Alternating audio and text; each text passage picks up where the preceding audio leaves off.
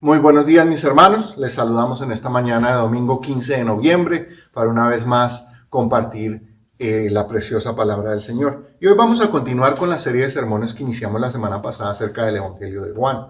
Y hoy vamos a hablar de un personaje muy interesante que es Juan el Bautista. Y él es una de esas personas que aparecen en la Biblia que no dejan de causarnos asombro, porque no es mucha la información que tenemos acerca de él, porque su vida está rodeada por un halo de misterio, si lo pudiéramos decir así, debido al anonimato, porque no se sabe mucho de él. Los evangelios nos dicen que Juan el Bautista fue el hijo del sacerdote Zacarías y de Elizabeth, que ya eran dos personas mayores de edad y no habían podido tener hijos.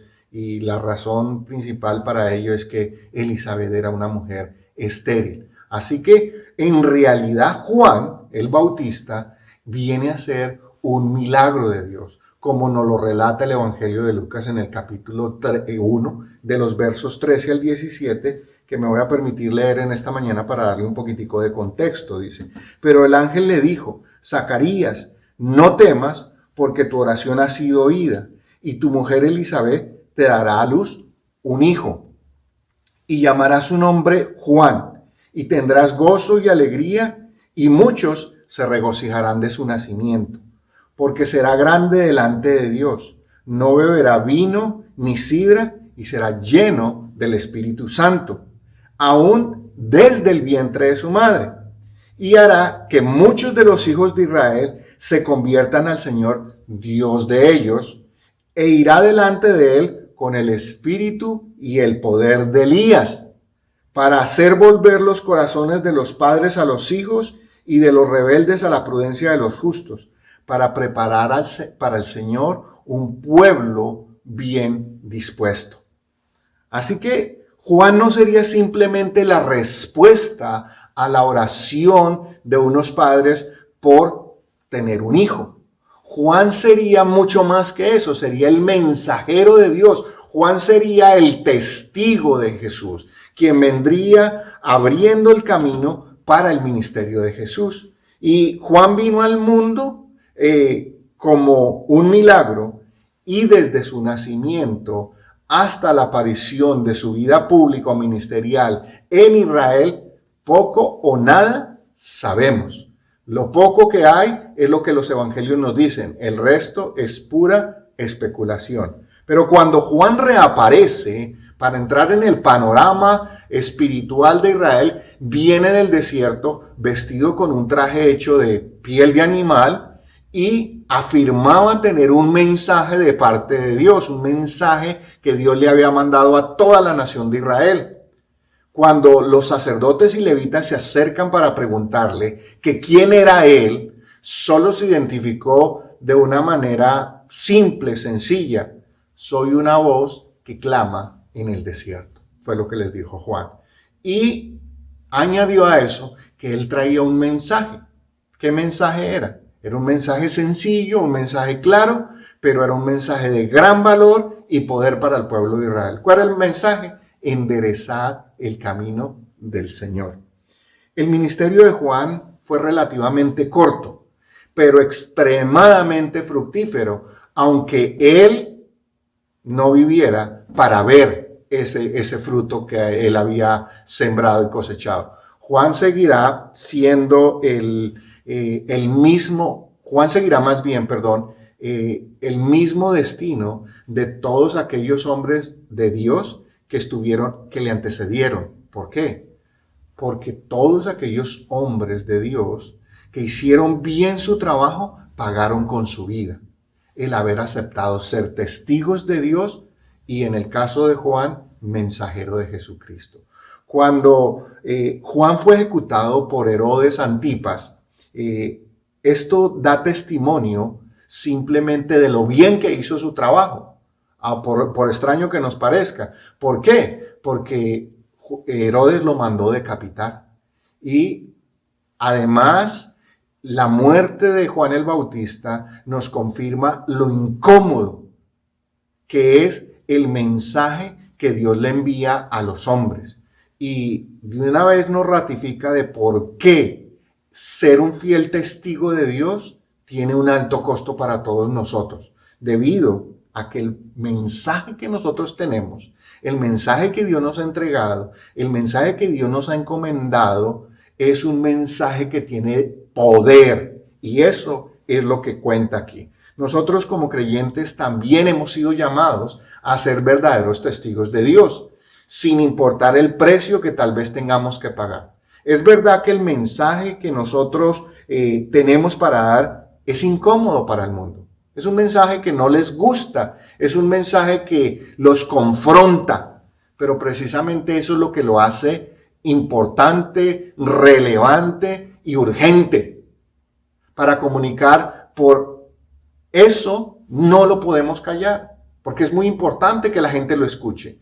Aunque al igual que Juan, nosotros terminemos siendo despreciados, rechazados o en el peor de los casos, al igual que Juan el Bautista, nos cueste hasta la cabeza.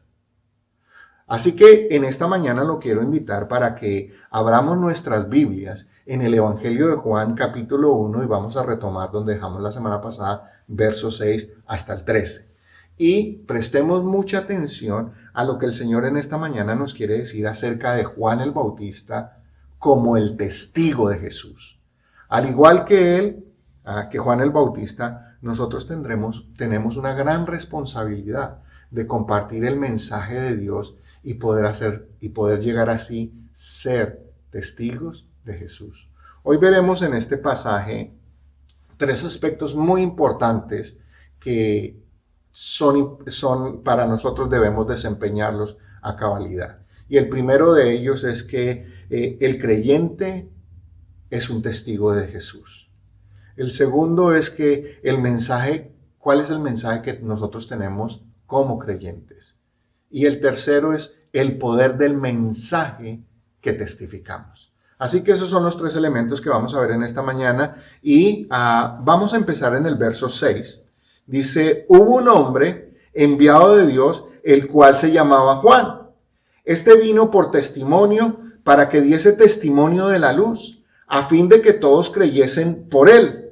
No era él la luz, sino para que diese testimonio de la luz. Así que el primer punto que queremos hacer en esta mañana es que el creyente como un testigo de Jesús.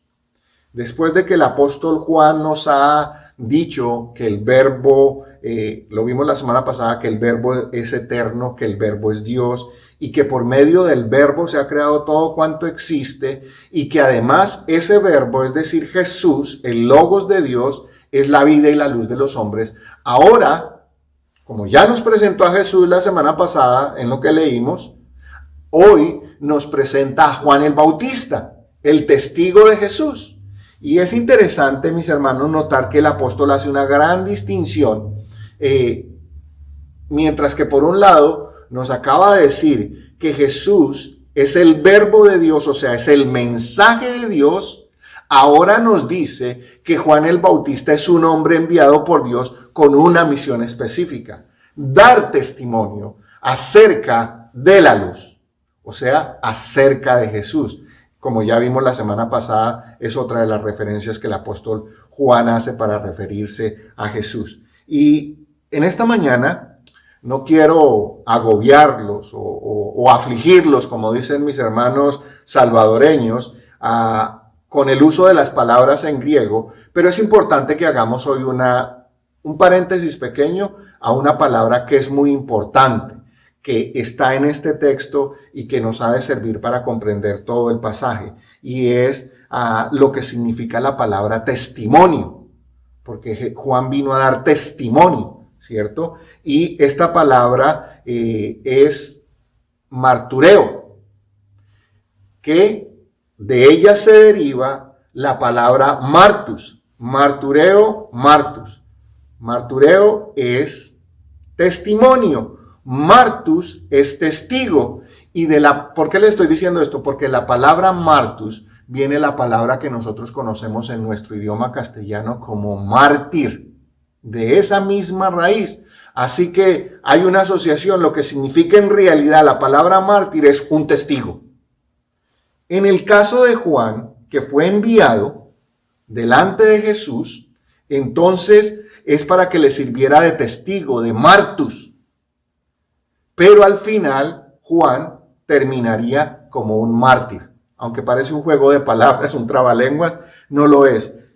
Simplemente, tanto la historia bíblica como la historia humana nos relatan que todas aquellas personas que vivieron y creyeron en un mensaje, muchas veces fueron asesinados por causa de ese mensaje. Entonces, Juan es simplemente eso, uno más en esa larga línea de hombres y mujeres que han sido asesinados para acallar el mensaje que tenían que dar. El cristiano común, nosotros, también tenemos el mismo mensaje. Demos gracias a Dios que nosotros no estamos todavía en un tiempo donde se nos está quitando la vida, aunque hay otros lugares en que sí lo hacen. Así que nosotros, para que podamos ser un testigo fiel, o testigos fieles más bien, son aquellos que narran lo que presenciaron, lo que les consta, sin añadir, pero tampoco sin quitar, y lo debe hacer de manera imparcial y fidedigna. Ese era el trabajo de Juan el Bautista como testigo de Jesús, y como todos nosotros sabemos, por causa de ese trabajo, por causa de ese testimonio que tan fielmente desempeñó, a Herodes Antipas le cortó la cabeza. ¿Y qué tiene que ver todo esto con nosotros? Bueno, que al igual que a Juan el Bautista, una vez que nosotros hemos recibido a Cristo como Señor y Salvador, somos enviados al mundo como sus testigos y debemos contar a todos cuanto podamos lo que Jesús ha hecho en nuestras vidas. Nadie puede ser considerado un testigo fiel a menos, mi hermano, que realmente le conste aquello sobre lo que se le pide que testifique. Por eso es por lo que no es suficiente que nosotros nos identificamos como cristianos, que tenemos membresía en una determinada iglesia, a menos de que en realidad Jesús haya cambiado nuestras vidas. Porque de lo contrario, simplemente seríamos testigos, pero falsos. Tenga en mente esto, porque le vamos a estar contando a la gente algo que no es real en nuestra vida. Ser testigo de Jesús es un gran privilegio. Créame, el mayor de los privilegios que los seres humanos alguna vez podamos llegar a tener es ser testigos del Señor, pero también es una gran responsabilidad, porque donde quiera que nosotros vayamos, la gente que nos rodea, empezando por nuestra familia, estarán atentos no solo a lo que decimos, sino sobre todo a lo que hacemos. Porque recuerde, nosotros no somos lo que decimos, sino lo que hacemos. El mayor valor que un testigo tiene es que pueda llegar a cualquier lugar, contar la verdad, y en el caso nuestro, la verdad no es algo que nosotros decimos. La verdad, según el apóstol Juan, en el capítulo 14, en el verso 6, la verdad es una persona. Miren lo que dice Juan, citando las palabras del Señor Jesús. Dice, yo soy el camino, la verdad y la vida. Nadie viene al Padre sino por mí. Entonces Jesús, ¿qué dijo? Él no dijo que conocía la verdad, él dijo que él era la verdad. Y si usted y yo somos testigos, entonces tenemos que hablar de esa verdad que es Cristo Jesús. Pero Juan añade un detalle sobresaliente, y nosotros, al igual que Juan el apóstol, añade un detalle interesante, que nosotros, al igual que el Bautista, debemos dar testimonio de la luz. Y si hacemos bien nuestro trabajo, muchos llegarán a creer en Jesús como la luz del mundo, y ya no estarán más en tinieblas. Nuestro trabajo no es ocupar, présteme atención mi hermano y mi amigo que me escuchan en esta mañana, nuestro trabajo no es ocupar el lugar de la luz, o sea, de Cristo. Nuestro trabajo es reflejar la luz de Cristo. ¿En dónde? En medio de las tinieblas. Usted y yo tenemos que procurar ser buenos y fieles testigos de Dios. No solo en la iglesia, porque eso es relativamente fácil para algunos, sino ser fieles testigos ¿en dónde? En nuestro diario vivir, como lo hizo Juan el Bautista, aunque en últimas consecuencias esto signifique dar la vida como un mártir, como un testigo. Manuel Alcántara, un escritor y poeta español, dijo alguna vez: solo vale la pena luchar y vivir por lo que se está dispuesto a morir.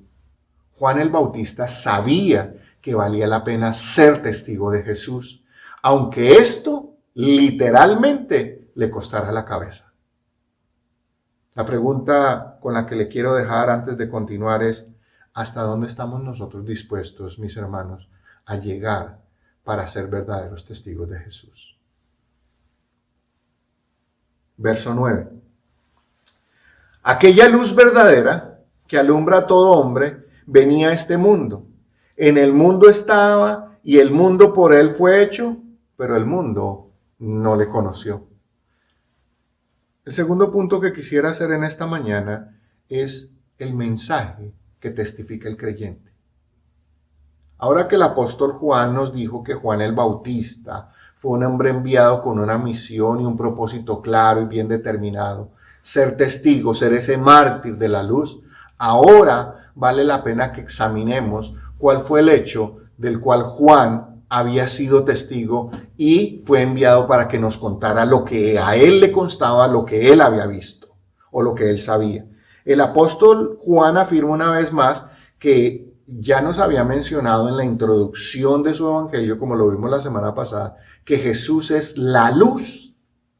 Pero en este caso, en este pasaje, le añade un adjetivo maravilloso. No lo deja solo. Le añade que es la luz verdadera. ¿Y por qué esto es importante? Porque dentro de ese pasaje y de otros pasajes que vamos a ver más adelante en el mismo evangelio de Juan, se refiere a Jesús como esa luz verdadera y se refiere a él como la verdad, y con respecto a su palabra también se refiere de la misma manera. Y nosotros por verdadero debemos entender algo o aquello que es genuino o real y que se opone a lo falso, a lo irreal. Y eso tenemos que tenerlo en cuenta. Jesús vino para que hubiera ¿qué? Entonces, luz en el mundo, para que finalmente pudiera genuinamente alumbrar a todos los hombres. Pero desafortunadamente, como dice Juan, no le conocieron. Vino a los suyos, no le conocieron y mucho menos le recibieron. Así que, ¿qué es lo que usted y yo tenemos que testificar entonces? Nuestro trabajo, si decidimos aceptarlo, y eso me sonó como a película de acción, tal vez estaba pensando en alguna película, es dar testimonio de la luz. Ese es nuestro trabajo. Nuestro trabajo es dar testimonio de la luz. Y para que nuestro testimonio cristiano sea verdadero y tenido en cuenta, necesitamos por lo menos dos elementos importantes. Primero, conocer a Cristo de manera personal e íntima. Ninguno puede ser un buen testigo de Jesús a menos que no tenga una profunda relación con Cristo.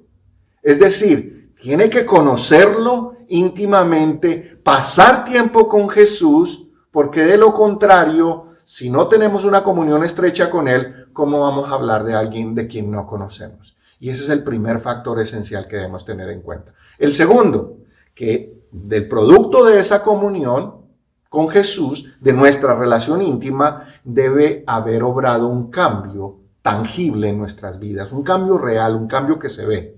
Así que para poder nosotros convencer o testificar a otros del cambio que Jesús puede hacer en sus vidas, primero tenemos que mostrarle con nuestras vidas que eso es real. Este elemento, mis hermanos, tenemos que resaltarlo porque es fundamental. Fundamental porque nuestro testimonio es lo que permitirá que otros reciban, acepten o quieran el mensaje o lo rechacen. Para que el testimonio pueda ser creíble, mi hermano, tiene que haber hecho efecto en nosotros. Si el cambio no es real en nuestra vida, la gente lo va a notar, mi hermano. La gente que está en el mundo es astuta, es sagaz. No son tontos. Y se van a dar cuenta que nosotros no estamos siendo fieles y que no ha habido el tal cambio del cual nosotros hablamos. Así que la gente podrá llegar a una conclusión observándonos, cuando nos observan en el trabajo, en cualquier parte. Si no funciona en su vida, ¿cómo es que va a funcionar en la mía? Ninguno de nosotros podrá ser verdaderamente un testigo a menos de que lo que queremos decirle a otros acerca de Jesús ya sea verdad en nuestra vida. De lo contrario, simplemente, como les decía hace un momento, seremos testigos falsos. Hay una frase que se le atribuye a Francisco de Asís que resume maravillosamente lo que acabo de mencionar con respecto al testimonio evangélico que nosotros tenemos que dar. Francisco de Asís decía: prediquen el evangelio en todo tiempo y solo de ser necesario usen palabras. Los hombres hemos llegado a creer que podemos caminar por la vida con la poca luz que supuestamente tenemos o producimos. El hecho de que nosotros hayamos sido capaces de utilizar la energía de diferentes formas para producir luz nos ha hecho creer que podemos, o nos permite más bien, que poder trabajar en la oscuridad porque tenemos grandes reflectores y de alguna manera ese concepto de que podemos producir luz ha permeado el concepto espiritual, de que también podemos hacerlo. Pero no hay nada más alejado de la realidad que nosotros creer que nosotros mismos podemos espiritualmente alumbrarnos. Déjenme ponerle, tal vez mencionarlo de alguna manera, es que hay unas tinieblas que ninguna luz producida por el ser humano la puede disipar. Y es la oscuridad espiritual que el pecado produce, mi hermano.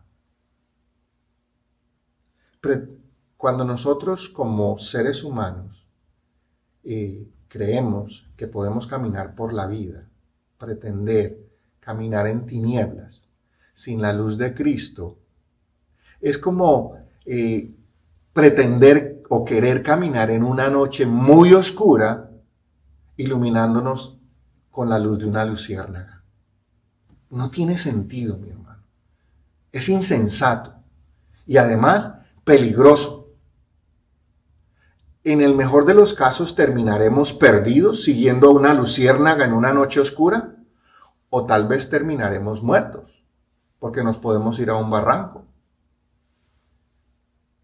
Pues sin la luz de Cristo, no solo terminaremos perdidos, sino que también terminaremos muertos.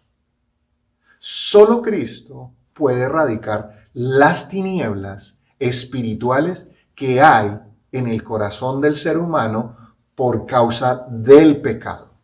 Y ese es nuestro mensaje, y ese era el mensaje de Juan el Bautista, y tiene que ser el nuestro también. Por eso es que es un mensaje por el que vale la pena vivir y hasta morir, con tal de que los hombres que todavía andan en tinieblas puedan finalmente venir a la luz y tener perdón de pecados y vida eterna.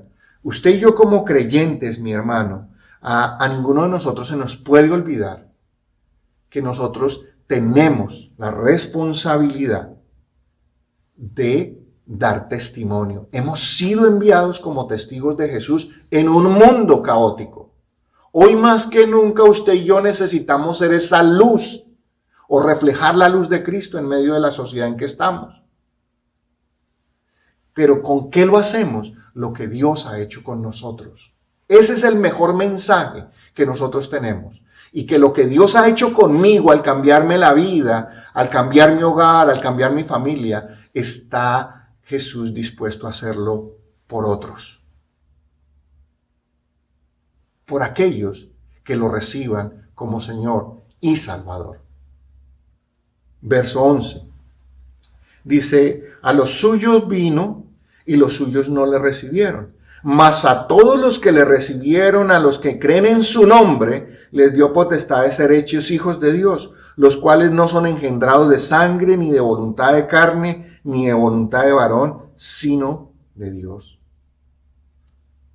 El tercer punto que quiero mencionar en esta mañana es el poder del mensaje que testificamos. El apóstol Juan va concluyendo esta parte con una afirmación maravillosa, y es el poder que tiene el mensaje que portamos. La ironía y la tragedia que Juan relata es que aquel pueblo que decía tener por padre a Dios, con su actitud rechazaron al que les envió el mensaje, es decir, al Padre, rechazaron a Jesús, es decir, el mensaje, y rechazaron a Juan el Bautista, el mensajero. Rechazaron todo. Por eso es triste, porque ellos rechazaron y despreciaron el único mensaje, mi hermano. El único mensaje que tenía el poder para sacarlos de las tinieblas espirituales en que el pueblo de Israel se encontraba, y que ellos como nación o como individuos necesitaban la luz de Cristo. Pero la rechazaron.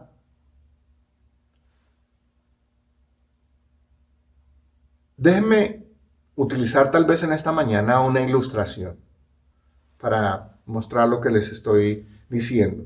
Supongamos que usted como padre se ha esforzado, se ha sacrificado para reunir los recursos necesarios para que su hijo tenga una buena educación, con la ilusión, con el anhelo de que llegue a ser un gran profesional. Y aquel muchacho o muchacha no solo rechaza la idea de estudiar y dice, no, yo estudio, no quiero, sino que además toma aquel dinero que usted se esforzó y trabajó y ahorró y lo desperdicia en licor o en cualquier otro tipo de vicio. ¿Cómo se sentiría usted como padre? ¿Siente que aquel muchacho apreció todo el esfuerzo que usted hizo para darle una mejor vida?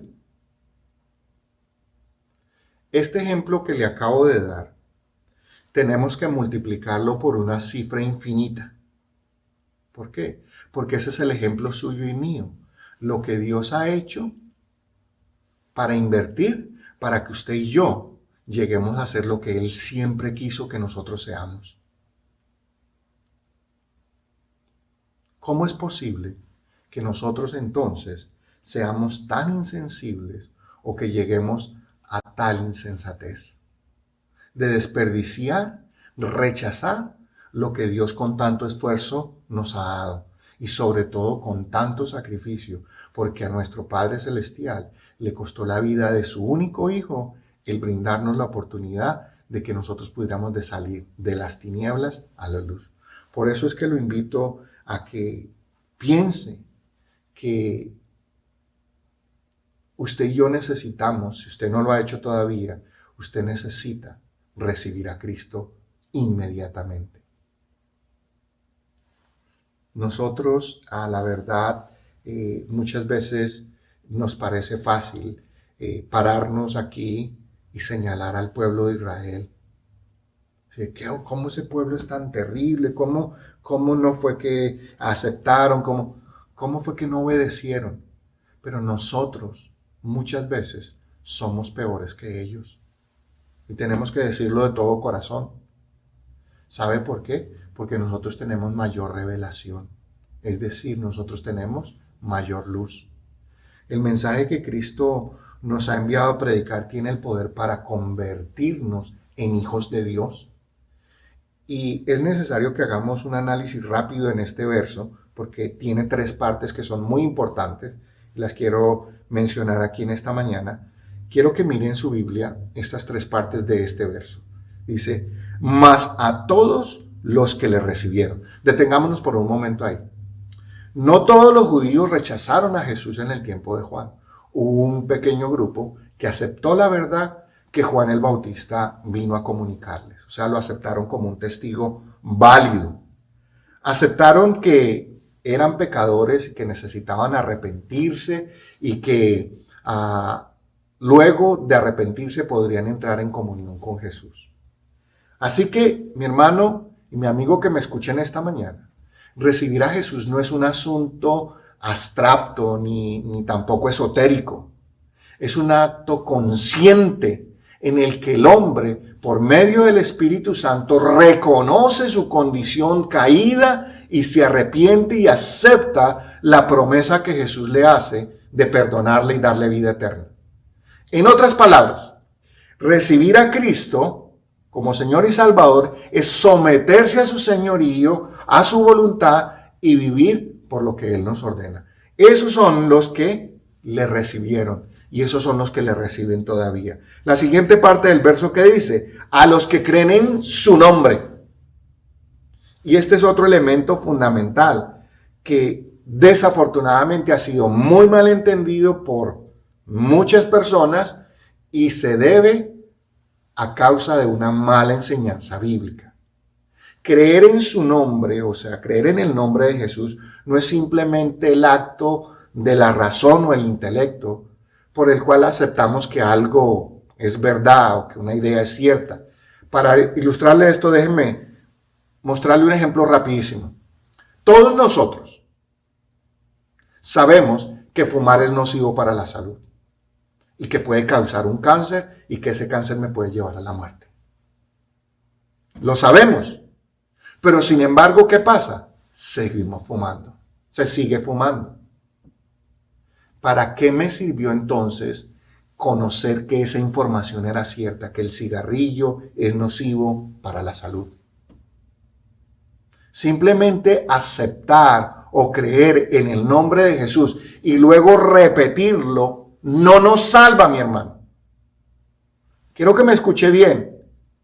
Aceptar el nombre de Jesús y luego repetirlo no nos salva.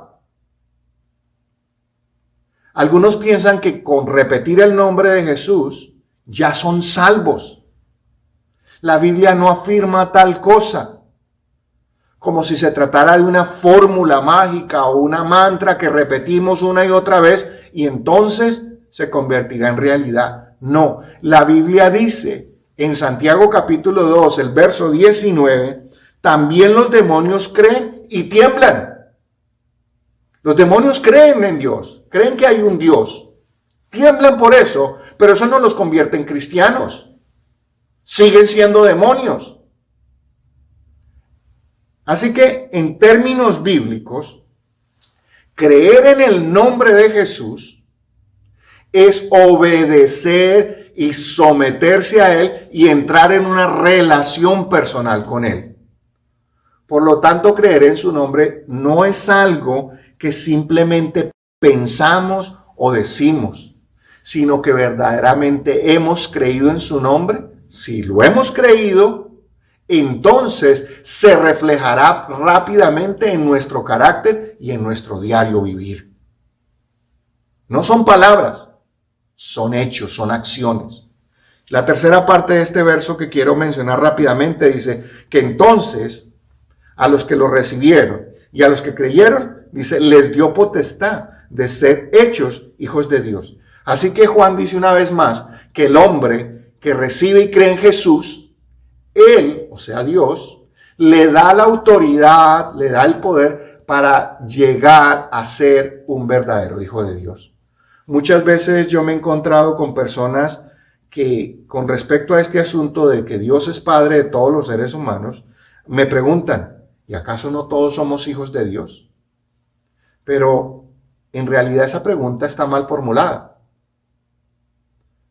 La pregunta correcta más bien sería, ¿es Dios mi Padre? Porque lo que está en duda no es la paternidad de Dios, es más bien mi identidad como hijo. ¿Soy yo hijo? Y otra vez déjeme ponerle rápido un ejemplo para mostrarle qué es lo que quiero decir puntualmente con esto. Cuando un hijo, supongamos que un hijo abandona el hogar por rebeldía y porque no quiere someterse a la autoridad de su padre, y pasan los años y por eso nunca desarrolla una relación familiar con su padre. ¿Podríamos decir que ese muchacho no tiene padre? ¿Significa que no tiene padre? Claro que no. En el sentido biológico, tiene un padre. El muchacho no nació de la nada, fue procreado. Pero en el sentido relacional y afectivo, ese muchacho nunca ha tenido un padre. Pero no porque el padre haya querido, sino porque el hijo nunca quiso tener esa relación. Eso es lo que nos está diciendo aquí el apóstol Pablo. Dios es el padre de toda la humanidad, sí. Pero solo aquellos que de relación desarrollan una relación personal, íntima con Él, en obediencia y en amor, llegan a ser verdaderamente sus hijos. ¿Ve? Allí está la diferencia. El apóstol Juan entonces afirma categóricamente que el mensaje que nos fue enviado por medio de Juan el testigo tiene el poder para sacarnos de las tinieblas del pecado y traernos a la luz y convertirnos realmente en hijos de Dios, transformando nuestra vida en todas las áreas. Empezando ¿por dónde? Por nuestro interior. Cuando nosotros recibimos a Jesús, el cambio empieza adentro, en nuestro corazón. Y de ahí poco a poco se va notando en todo nuestro ser hasta que los que nos rodean, familia, amigos, se dan cuenta de que algo sucedió real en nuestra vida. Ese mi hermano y mi amigo que me escucha es el poder que el mensaje tiene y ese es el mensaje que usted y yo tenemos. Es dinamita pura, es dinamis. Así lo dijo el apóstol Pablo. No me avergüenzo del evangelio porque es poder. Es dunamis en el griego. Y de esa palabra viene la palabra en castellano dinamita. Es poder. Y eso es lo que nosotros tenemos. Una dinamita espiritual. El verso 13, con el cual concluye este pasaje, esta porción. Los cuales no son engendrados de sangre, ni de voluntad de carne, ni de voluntad de varón, sino de Dios. Juan entonces concluye diciéndonos que hemos llegado a ser verdaderos hijos de Dios como un acto sobrenatural por parte de Dios. Nadie puede llegar a ser hijo de Dios, es decir, salvo por esfuerzo propio, por buenas obras o por llevar una vida ética y moral correcta. Nadie podrá lograrlo por sus propios medios, ya que nosotros estamos muertos en delitos y pecados. Andamos en tinieblas. Como lo dice Juan, la salvación del hombre solo viene como un acto que Jesús completó en la cruz del Calvario y que es de la absoluta soberanía y la voluntad de Dios, quien por amor, como ya veremos más adelante, nos rescata y nos otorga esa gracia por medio de Jesús. ¿Y cómo nos enteramos nosotros de que es una gracia? Por medio del mensaje que Dios nos envió a través de Cristo Jesús. A usted, mi hermano, que ya es hijo de Dios, a usted y a mí, que no se nos olvide que hemos sido enviados a predicar y testificar con nuestra vida, con nuestra voz, lo que Cristo ha hecho por nosotros. En tu vida ya está el mensaje que tiene el poder y la autoridad para cambiar el corazón de los hombres. Aquellos que todavía no tienen a Dios como su Padre. Al igual que Juan el Bautista, mi hermano, nosotros somos enviados y debemos ser testigos fieles. Aunque en última instancia, como ya le mencioné varias veces hoy, nos cueste la vida, ya sea de manera figurada o de manera literal. Solo Dios lo sabe. ¿Cuál será el precio que al final nosotros tendremos que pagar si es que queremos ser testigos fieles? Y a usted, mi amigo, que me escuche en esta mañana, que aún no ha recibido a Cristo, quiero volver a invitarlo, que reciba el mensaje de salvación, si todavía no lo ha hecho. Pero recuerde que este mensaje no son letras y palabras, ni en un libro. Este mensaje es Cristo mismo, quien se convirtió no solo en el mensajero, sino que también es el mensaje y es el testigo. Recuerde que a Cristo le costó la vida venir a traernos este mensaje. No lo desprecie más.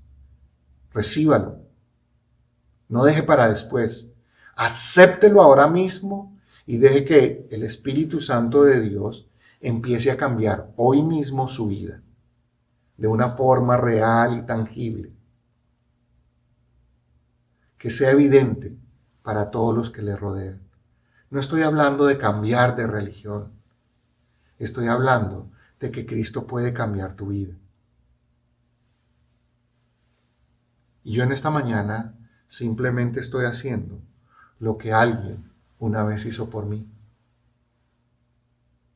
Fue un testigo fiel que me compartió lo que Cristo había hecho en su corazón. Y es lo mismo que hoy Dios nos encomienda a todos nosotros. Si es que verdaderamente queremos ser aquellos mártires, testigos de Dios. Ahí donde está, lo invito a que incline su rostro y vamos a orar. Amado Padre, te damos gracias porque por amor a nosotros enviaste a tu mensajero para que nos diera testimonio de la luz. Gracias, Jesús, por venir a este mundo de oscuridad y traernos la luz que nos saque y libera de las tinieblas. Jesús amado, no solo eres el mensajero, sino también el mensaje. Y por amor a nosotros, te convertiste en el testigo mártir de Dios, para que por medio de tu muerte nosotros tengamos vida. Gracias, Espíritu Santo, por revelarnos con tu luz nuestro pecado y también conducirnos por el camino de la obediencia y el sometimiento, para que podamos ahora reflejar la luz de Cristo a todos aquellos que todavía andan en tinieblas. En tu nombre, Jesús, oramos y damos gracias. Amén. Mi hermano, mi hermana, mi amigo que me escuchen esta mañana, si este mensaje ha sido de bendición para tu vida, compártelo, suscríbete para recibir información que subimos al canal y no olvides darle un like. Que el Señor te bendiga hoy y siempre.